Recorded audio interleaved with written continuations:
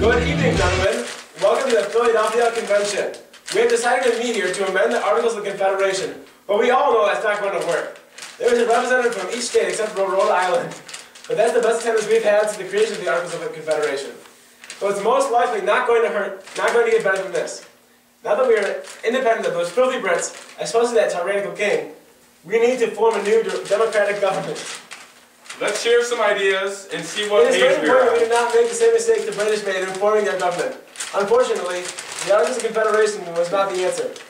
The central government was too weak. We couldn't tax or even form a military. The states even printed their own money, for God's sake. I completely agree with Locke. He has a lot of great ideas. We must protect the rights of the people, which I believe to be a right to life, liberty, and instead of property, the pursuit of happiness.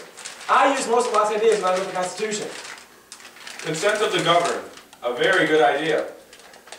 I think that separating the government into branches would be a good idea. Can you elaborate on that, James? The government shall be divided into 3 branches. A legislative branch consisting of the elected representatives from the states and the Senate, a judicial branch containing the court system, and an executive branch that is led by the president. Each part of the government would check the power of the other parts of the government. This system of checks and balances would prevent one branch from taking over. We must also try to prevent an unequal distribution of wealth because it creates factions. Factions are the main cause of political conflict. When there is an unequal distribution of wealth, people from separate groups, which I like to call factions, the poison for a successful government. So guys, how should we represent the states with this new government? Well, being a representative of New Jersey, I think that each state should have equal representation. Well, that just doesn't make any sense. You think it's fair for the least populated state to have the same say as the most populated state? States should have representation proportional to population. Well, let's compromise. How about we have one house represent each of your plans? That's so crazy, it just might work. 2 houses in Congress is a good idea. On an off-topic note, did you guys hear about the case with Marbury versus Madison?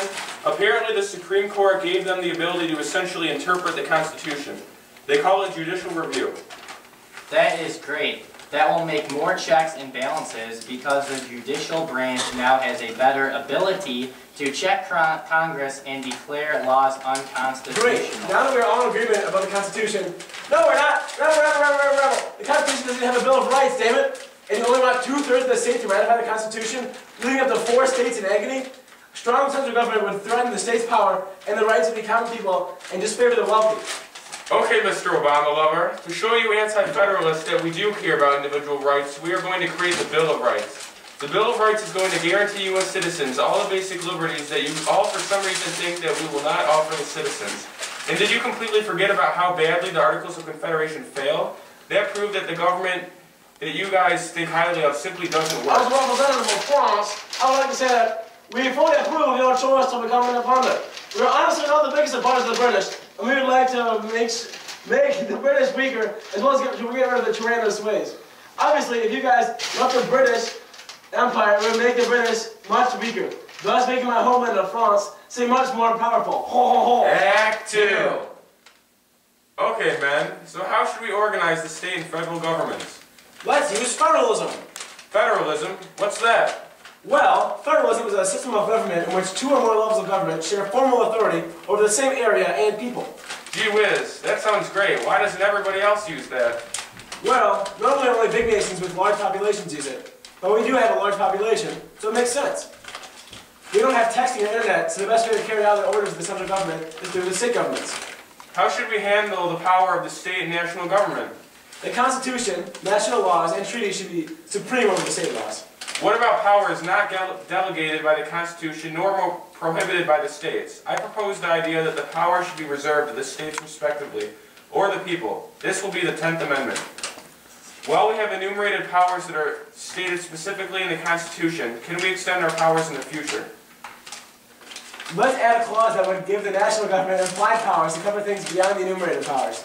This way, like an elastic band, the national government can be stretched in order to fulfill its enumerated powers.